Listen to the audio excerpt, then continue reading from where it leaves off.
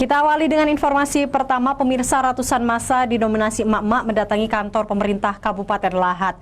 Mereka mendesak pemerintah Kabupaten Lahat menghentikan aktivitas penambangan batu bara ilegal yang beroperasi di desa mereka.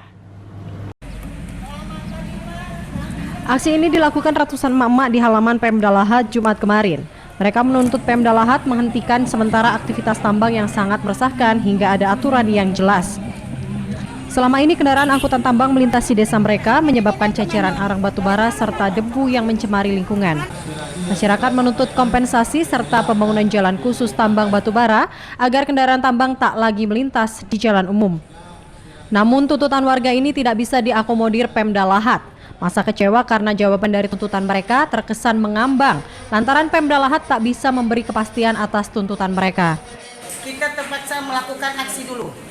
Tidak ada kata kesepakatan lagi.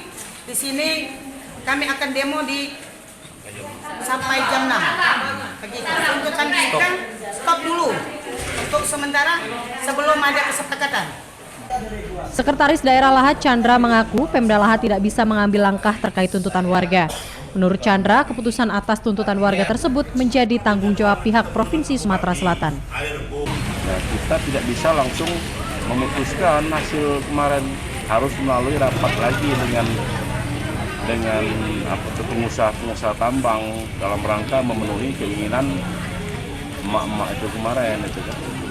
Ratusan emak-emak ini menyatakan akan kembali menggelar aksi hingga tuntutan mereka dipenuhi.